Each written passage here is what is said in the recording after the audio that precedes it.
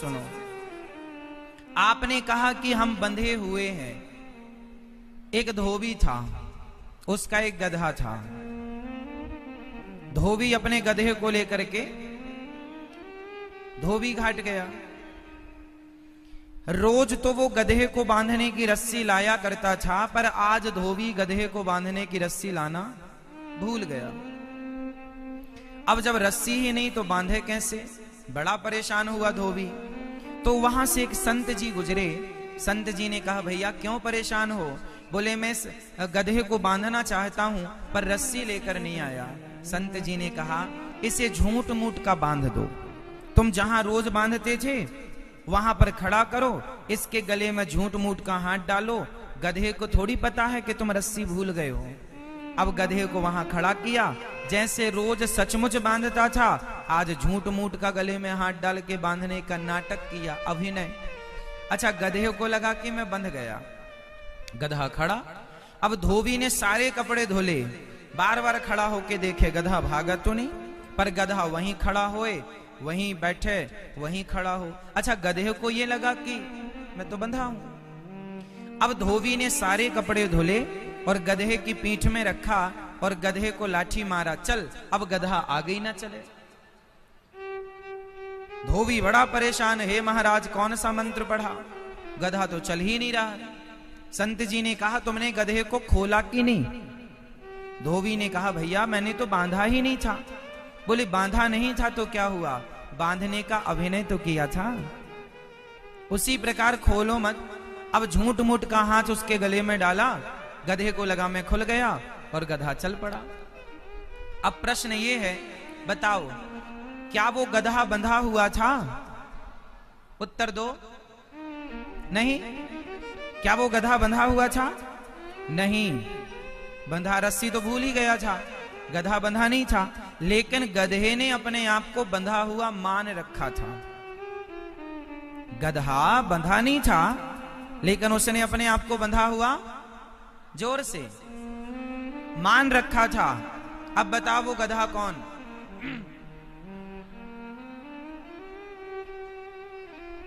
समझ गए आप लोग? ठीक है, बहुत समझदार हैं आप लोग।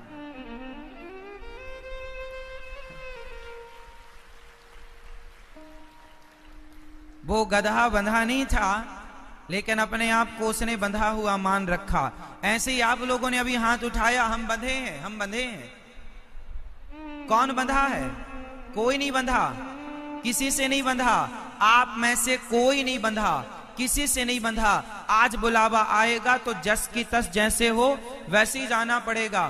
कोई नहीं बंधा, लेकिन सारी जिंदगी अपने आप को बंधा हुआ मानते हैं उस गधे की तरह। वो गधा बंधा नहीं था,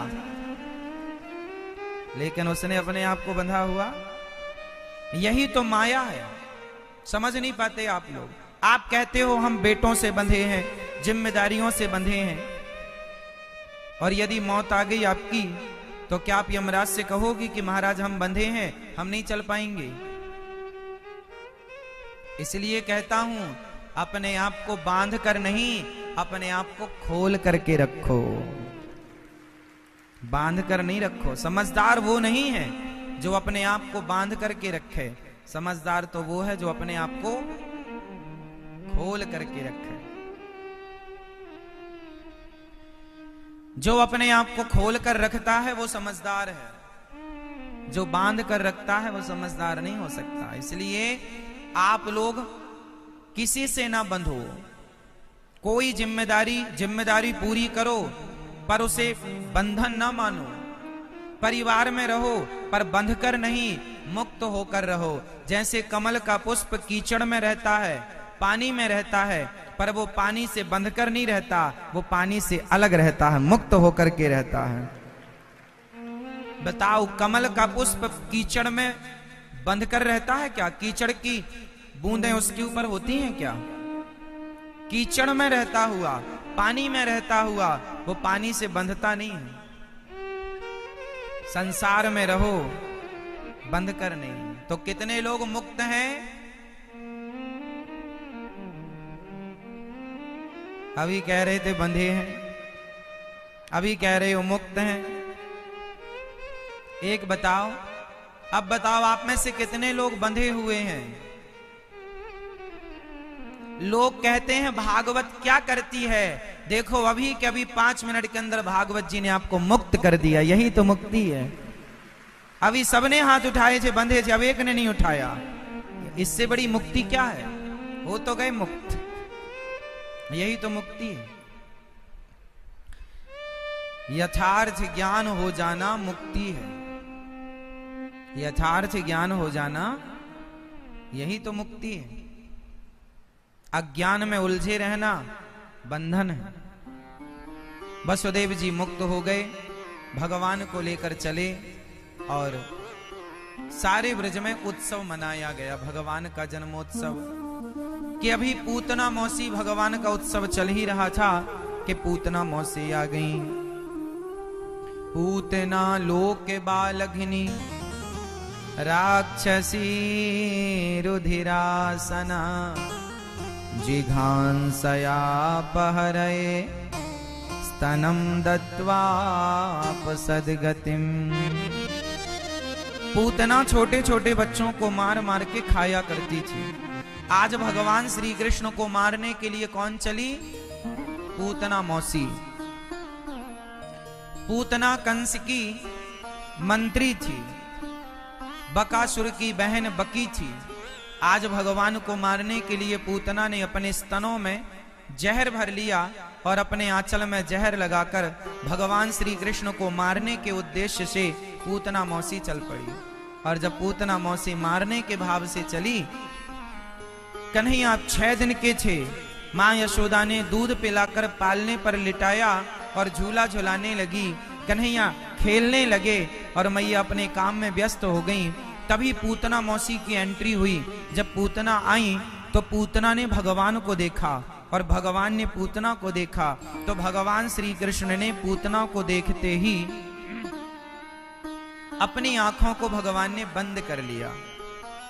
पूतना को देखते ही भगवान ने अपने नेत्रों को बंद कर लिया।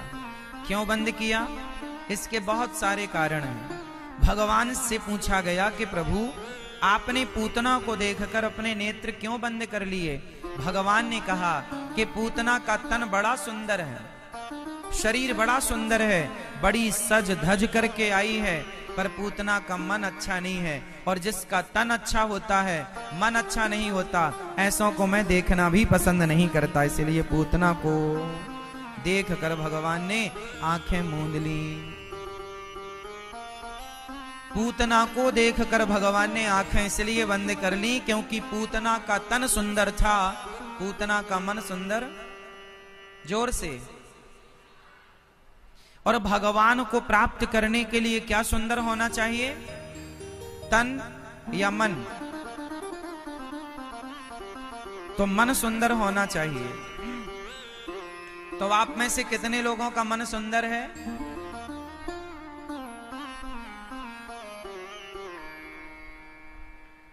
क्या सुंदर करना है अपने को?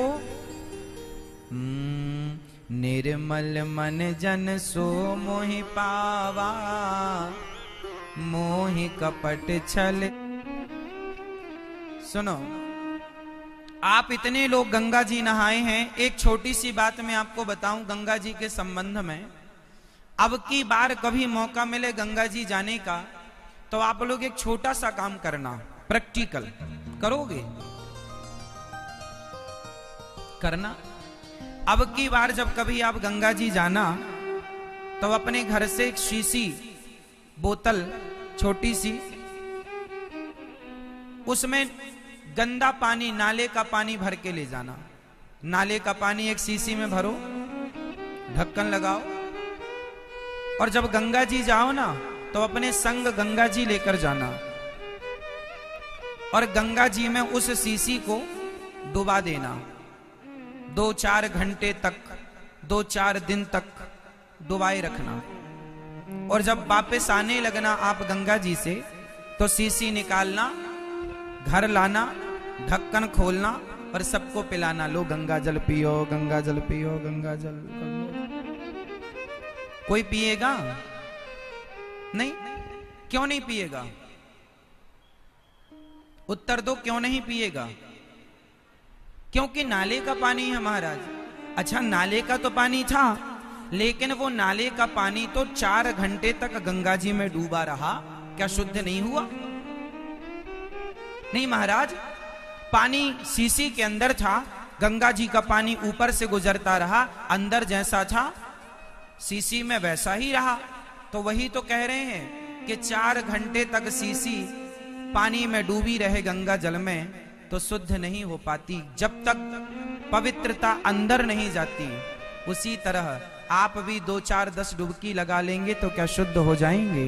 जब तक गंगा की निर्मलता आपके हृदय को निर्मल नहीं करती, तब तक आप भी गंगा जी नहाए, पर नहाने के बाद भी आप वैसे ही हैं जैसा नहाने के पहले थे।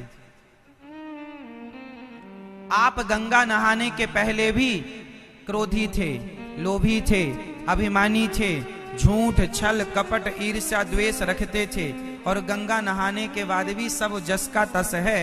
तो बताओ फिर गंगा नहाने से फायदा क्या? कोई बदलाव हुआ नहीं। आप शरीर धोने गए थे, शरीर धो के आ गए। शरीर धोने से काम ना होगा मेरी माँ। शरीर धोने का मन हो तो अपने घर पर ही धुल लिया करो। गंगा जी जाओ, सत्संग में जाओ तो तन को शुद्ध करने नहीं, मन को शुद्ध करने जाया जाता है। वहां जाओ तो मन को, हे गंगा मैया, जितना पवित्र आपका जल है उतना पवित्र मैं अपने मन को करने की कोशिश करूंगी या करूंगा। मन को उतना पवित्र बनाओ। मन को क्या बनाएंगे मेरी मां? जोर से, पवित्र।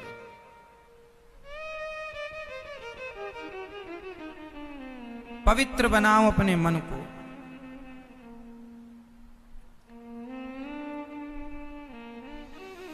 इसलिए कोई फर्क नहीं पड़ता कि आप पाकिस्तान में हैं, अमेरिका में हैं, लंदन में हैं, बिना नहाए हैं, नहाए हैं, वॉशरूम में हैं, रसोई में हैं, कहां हैं, शरीर से कहीं भी हो, आप मन से सदा वृंदावन रहो, मन से सदा गंगा जी के तट पर रहो, मन से सदा भगवान के चरणों में रहो, मन से वैकुंठ रहो, मन से साकेत और गौलोक रहो, है ना। आज पूतना मौसी आई, भगवान ने आंखें बंद कर ली। पूतना मौसी को देखते ही पूतना उठाती है भगवान को और अपने स्तनों का पान कराती है। भगवान दूध पीने लगे, पूतना के स्तनों में थोड़ा दूध था, दूध पिया, जहर था, जहर पिया, अब प्राण पीने लगे। पूतना चिल्लाई, बालक छोड़ दो। भगवान बोले, मौसी जी हम जल्दी से किसी को पकड़ते नहीं हैं, और पकड़ लें तो फिर कभी छोड़ते नहीं हैं। यहाँ पकड़ने की व्यवस्था है, छोड़ने की व्यवस्था नहीं। पूतना के प्राणों का पान कर लिया भगवान ने। पूतना धड़ाम से गिर पड़ी, पूतना के प्राण निकल गए। पूतना जब नंद बाबा कंस का कर चुका कर वापस आए तो पूतना मौसी को मरी पाया। भगवान ने पूतना को, नंद बाबा ने शरीर के टुकड़े टुकड़े करके पूतना को चिता पर जलाया और पूतना की परम गति हुई। सुगंध निकल पड़ी पूतना के शरीर से। अहो बकेयम स्तनिकाल कोटम जिघांसयापा ययदाप्य साध्वी लेभे गतिम धात्र्युचितां ततोऽन्यं कं वा दयालुं शरणं व्रजेम। भगवान बड़े दयालु हैं। अच्छा बताओ, भगवान दयालु हैं या नहीं? कितने लोग मानते हैं कि भगवान दयालु हैं? कुर्ता और चश्मा वाले भैया, चलो बताओ, भगवान दयालु हैं तो आपको क्या दिया दया करके? सब कुछ दिया। कुछ एक चीज बताओ, क्या दिया? क्या पीछे वाली मैया बताओ, सब बताओ। हाथ दिए। भगवान इतने दयालु हैं कि उन्होंने हमें देखा कि हम 84 लाख योनियों में धर धर की ठोकर खाते भटक रहे थे, तो कृपा करके उन्होंने हमें मानव का शरीर दे दिया जिसके लायक हम बिल्कुल नहीं थे। तो बड़े भाग्य मानुष तन पावा, सुर दुर्लभ सदग्रंथ निगावा। भगवान का दिया सबसे अनमोल तोहफा ये मानव का शरीर है। इस शरीर को पाकर यदि भगवान को ना पाया तो फिर क्या पाया? इस शरीर से ही भगवान को पाया जा सकता है, कोई दूसरा शरीर नहीं। कुत्ते के शरीर से भगवान को नहीं पाया जा सकता, हाथी शेर के शरीर से भगवान को नहीं पाया जा सकता, केवल मनुष्य के शरीर से भगवान को पाया जा सकता है। और इस शरीर को पाकर यदि कोई भगवान को ना पाए तो इससे बड़ी हानि, इससे बड़ा नुकसान नहीं होगा। फैक्ट्री में, दुकान में 1,00,000 2,00,000 का नुकसान हो जाए तो आदमी रोता है, लेकिन ये सारा जीवन चला गया और भगवान नहीं मिले, इससे बड़ा नुकसान क्या होगा? फिर भी लोग नहीं समझते, फिर भी कोई एक आंसू नहीं बहाता कि भगवान नहीं मिले, इसके लिए एक आंसू बहा ले। लोग धन, कागज के टुकड़ों को समझ रहे हैं, लोग भगवान को अपना धन मान ही नहीं रहे हैं। पायो जी मैंने राम रतन धन पायो। मीरा जी कहती हैं मेरा धन तो मेरे राम है, वो नहीं मिले उसके लिए कोई नहीं रोता। कागज के टुकड़े नहीं मिले तो लोग रोते हैं। मन बड़ा चंचल है ना मेरी माँ, ये मन बहुत माया में उलझा होता है। इसलिए आप लोग संसार के लिए ना रोया करो, भगवान के लिए रोया करो। समझदार वो नहीं है जो संसार की प्राप्ति के लिए रोएं, समझदार वो हैं जो भगवान के लिए रोएं। प्रभु कब दर्शन दोगे? हे नाथ कब मिलोगे? कब मेरे मन मंदिर में आओगे? कब मेरे सपने में आओगे? हे प्रभु आप तो मेरे सपने में भी नहीं आते। हे गोविंद कब आपके चरणों में मन लगेगा? हे प्रभु कब मेरे मन से ये कामनाएं नष्ट होंगी? कब क्रोध नष्ट होगा? कब लोभ, कब अभिमान नष्ट होगा? कब मेरे हृदय में प्रभु आप आकर बैठोगे? ऐसे प्रार्थना किया करो भगवान से। तो भगवान बड़े दयालु हैं, उन्होंने हमें क्या दिया? फिरत सदा माया कर प्रेरा, काल कर्म स्वभाव गुण घेरा। कबहु किन्नर करुणा कर देहि, देत ईस विनु हेतु सनेहि। बड़े भाग्य मानुष तन पावा, सुर दुर्लभ सदग्रंथ निगावा। बड़े भाग्य से ये मानव का शरीर मिलता है। बड़े भाग्य से क्या मिला मेरी माँ? इसको पाकर खूब भगवान को याद करो। भगवान ने पूतना का उद्धार किया, पूतना की सदगति, पूतना की अधोगति नहीं की भगवान ने। पूतना पिछले जन्म में राजा बलि की बेटी रत्नमाला थी। ये पूतना पिछले जन्म में कौन थी? राजा बलि की बेटी रत्नमाला। जब वामन भगवान इनके द्वार पर आए तो इन्होंने सोचा ऐसा प्यारा सा बेटा मेरा होता तो दूध पिलाती। भगवान बोले तथास्तु। और जब 3 पग भूमि में सब नाप लिया वामन भगवान ने, तो बोली ऐसा छलिया बेटा मेरा होता तो जहर पिला के मार देती। भगवान बोले तथास्तु। तो दूध पिलाना भी था और जहर भी पिलाना था। उसी रत्नमाला को पूतना बनाए कि वो दूध भी पिला रही है और माँ बन करके आई भी है। तो इसलिए दोनों वरदान एक साथ भगवान ने पूरे कर दिए। इसलिए पूतना की परम गति हुई और भगवान ने तार दिया, क्योंकि भगवान तो तारना ही जानते हैं ना। इसलिए हम तो आप लोगों से कहते हैं कि भगवान से यही कहा करो, यही प्रार्थना किया करो। हाँ, भगवान से कहो तारा है सारा जमाना, ओ नाथ हमको भी तारो।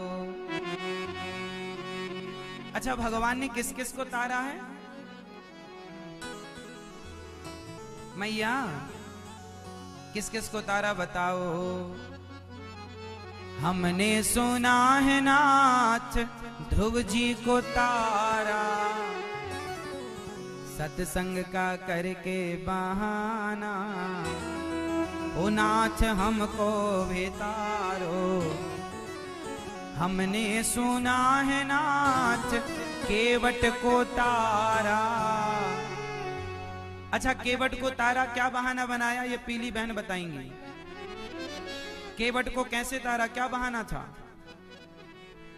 ना? सकटासुर को भगवान ने मारा, छगड़े पे आकर बैठा, तृणावर्त को भगवान जी ने मारा। फिर भगवान को मारने के लिए सारे ये दुष्ट आते रहे, भगवान मारते रहे। अब गर्गाचार्य जी आए और भगवान का नामकरण संस्कार हुआ। भगवान के नाम कितने हैं भैया? ओ भैया बताओ, भगवान जी के नाम कितने हैं? कितने हैं मैया? वो सोफे पे लाल साड़ी वाली मैया बैठी हैं। मैया बताओ मेरी माँ, भगवान के नाम कितने हैं? ओ मेरी माँ, सो रही हो? कुछ तो बोलो मेरी माँ। हाँ हाँ, हिल डुल के जो कन्फर्म कर ली, आपको ही कह रहे हैं। जल्दी बताओ, भगवान के नाम कितने हैं? 2 4 24 24 नाम है। 25वां नाम नहीं है कोई?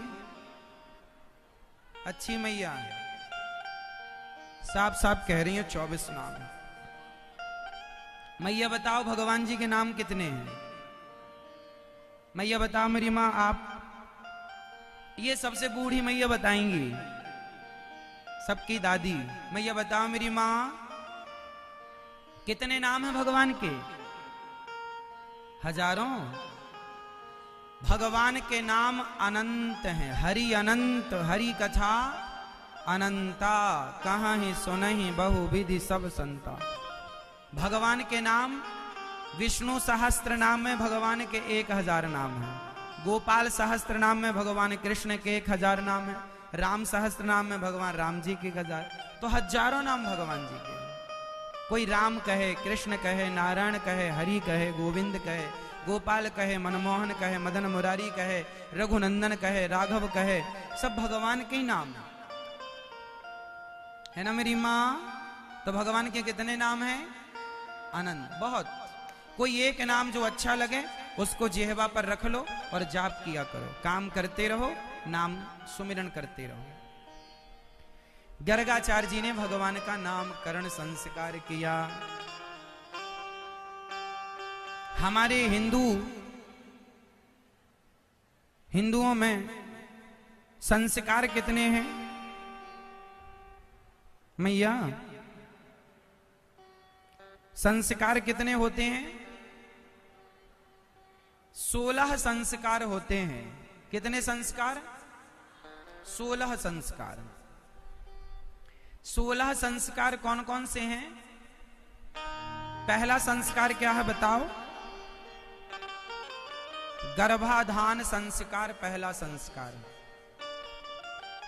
जिस को दुनिया भोग मानती है उसे भी हम भारतीय लोग संस्कार कहते हैं।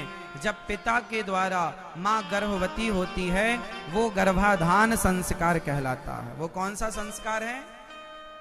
गर्भाधान संस्कार। दूसरा संस्कार है पुंसवन संस्कार।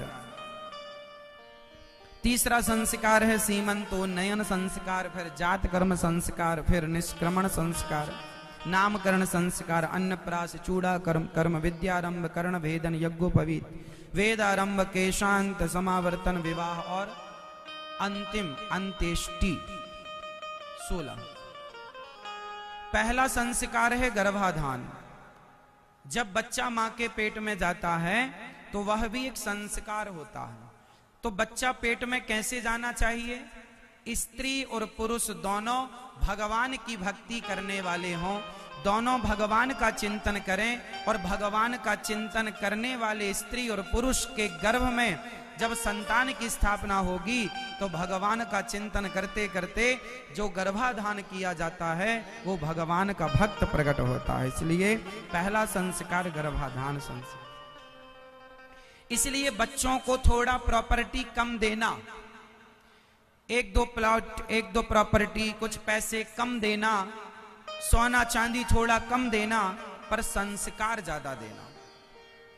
बच्चों को क्या ज्यादा देना चाहिए और आप लोग क्या ज्यादा देने की कोशिश करते हैं? प्रॉपर्टी। प्रॉपर्टी तो उसमें काबिलियत होगी तो कमा ही लेगा। प्रॉपर्टी देने की जरूरत नहीं है बच्चों को, पैसे देने की जरूरत नहीं है बच्चों को। संस्कार दीजिए, टैलेंट दीजिए, योग्यता दीजिए। बच्चे इतने टैलेंटेड हों, इतने बढ़िया संस्कारी हों, हम कहते हैं आपसे अपने बेटे को इतने संस्कार तो देना कि कम से कम वो बुढ़ापे में आपको सम्मान से 2 रोटी और गिलास भर पानी पिलाता रहे। इतने संस्कार तो कम से कम देना। वो दूसरों की सेवा भले ना करे, कम से कम तुम्हारी तो सेवा करे। तुम माँ बाप हो ना, तुम्हारे पांव दबाए सम्मान से। इतने संस्कार यदि नहीं दिए तो तुम, गलती बच्चों की कम, तुम्हारी ज्यादा है। क्यों नहीं संस्कार दिए? संस्कार देने का टाइम था तब कहां थे तुम? और अब रो रहे हो, बेटा मारता है, बेटा गालियां देता है, सुनता नहीं है। जब सुनता था तब तुमने सुनाया कहां बढ़िया? 16 साल तक बच्चों को जो सिखा सको सिखाना। 17वें साल का होते ही उसकी संस्कारों को लेने की उम्र जा रही है। लड़कपन में कुम्हार जब घड़ा बनाता है तो कच्चे घड़े को जो आकार देना चाहे दे दे। एक बार घड़ा यदि पक गया तो फिर कुम्हार उस घड़े को आकार नहीं दे सकता। कच्चे घड़े को आकार दिया जा सकता, और घड़ा पक गया, पकने के बाद वो टूट जाएगा, लेकिन आप उसे आकार नहीं दे सकते। फिर छोटे बच्चों को जो चाहो बना दो, जैसा संस्कार देना चाहो दे दो। एक बार यदि वो बिना संस्कार के परिपक्व हो गए तो फिर वो, आप सोचो कि उस उम्र में 20-25 साल की उम्र में बच्चों को कोई संस्कार दे दिए जाएं। बड़ा दे सकते हैं, पॉसिबल है, नथिंग इज इम्पॉसिबल, फिर भी आपको कठिन लगेगा। इसलिए लड़कपन, छोटे छोटे बच्चों को सत्संग से जोड़ो, छोटे छोटे बच्चों को कथा सुनवाओ, उनसे गीता के श्लोक याद करवाओ, बच्चों को सत्संग में ले जाओ, कथाएं सुनाओ, अच्छे बच्चों के साथ उनको रखो, अच्छी बातें उनके सामने करो। बिगड़ गए तो जिम्मेदार आप कहलाएंगे। आजकल के माँ बाप ही गलती करते हैं। बच्चों को संस्कार देने के समय तो व्हाट्सएप चलाएंगे, और जब बच्चे बिगड़ जाएंगे तो रोएंगे, बेटा बिगड़ गया।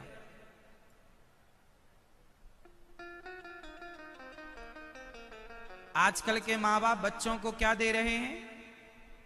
बड़ा मोबाइल, बड़ी गाड़ी, सारी सुख सुविधाएं। गलत है ये सब। बच्चों को कोई सुविधा मत दो, करने दो उन्हें स्ट्रगल, जूझने दो। जितना जूझेंगे उतने स्ट्रांग होंगे, मजबूत होंगे, और जितनी सुविधा उतने कमजोर। सुविधा पाकर व्यक्ति कमजोर होता है और तकलीफ पाकर व्यक्ति मजबूत होता है। आप कितने लोग इस बात से सहमत हैं? बच्चों को आपने जितनी फैसिलिटी दे रखी है वही कुल्हाड़ी है उनके पांव की। थोड़ा उन्हें निर्णय लेने दो, थोड़ा तकलीफ में रहने दो, थोड़ा नंगे पांव चलने दो बच्चों को, कांटे चुभने दो, कंकड़ चुभने दो, पता चलेगा कि दर्द क्या होता है।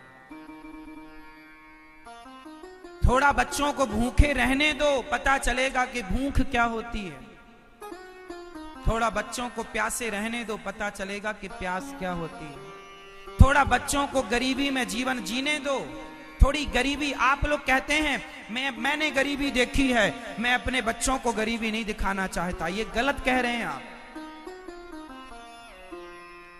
आप यदि समझदार बने हैं, 100 में से 99 लोग ऐसे होते हैं, यदि बाप की दौलत मिल जाए तो उस दौलत को 99 बेटे दुरुपयोग करते हैं। कोई एक निकल जाए जो उस संपत्ति का सदुपयोग करें। अमीर यदि आप हैं और आपके बच्चों ने सारी जिंदगी सुख सुविधाएं देखी हैं, बाप ने कमा कर रख दिया बहुत सारा पैसा, तो बच्चे को लगेगा कि मुझे कमाने की जरूरत क्या है, बाप ने तो रख ही दिया है, ऐश करो, उड़ाओ। इसलिए इतना भी कमा के ना रखो कि तुम्हारे बच्चे अपाहिज हो जाएं। उन्हें मजबूत होने दो, उनके कंधों पर वजन आने दो, कमाने दो उन्हें। खुद से 2 पैसा कमाएंगे तो पता चलेगा कि पैसे की कीमत क्या है। आजकल के बच्चों को पता नहीं चलता कि 1000 रुपए की कीमत क्या है, 100 रुपए की कीमत क्या है। ऐसे उड़ा देते हैं पैसे, पता ही नहीं चलता। एक पार्टी में 5-5 हजार रुपए, 10-10 हजार रुपए उड़ा देते हैं। काश उन्हें पैसे की वैल्यू पता होती, काश वो कमाते। बाप का पैसा तो कोई भी उड़ा सकता है साहब। खुद की कमाई करने के बाद अक्ल आती है कि पैसे कैसे कमाए जाते हैं। इसलिए आपसे एक छोटी सी बात मैं कहूंगा। शेर 2 प्रकार के होते हैं, एक सर्कस का शेर होता है, एक जंगल का शेर होता है। कौन सा शेर बेहतर होता है, कौन सा बढ़िया होता है? सर्कस का शेर और जंगल के शेर में क्या अंतर है? क्या अंतर है? सर्कस का शेर मालिक के टुकड़ों पर पलता है। सर्कस का शेर मालिक के टुकड़ों पर पलता है। एक टुकड़ा फेंक दिया, शेर ने खा लिया टाइम टू टाइम। और जंगल के शेर को खुद शिकार ढूंढना पड़ता है, शिकार करने की प्लानिंग करनी पड़ती है, सही टाइमिंग पर अटैक करना पड़ता है और शिकार करके सुरक्षित जगह पर लाकर उसे खाना होता है।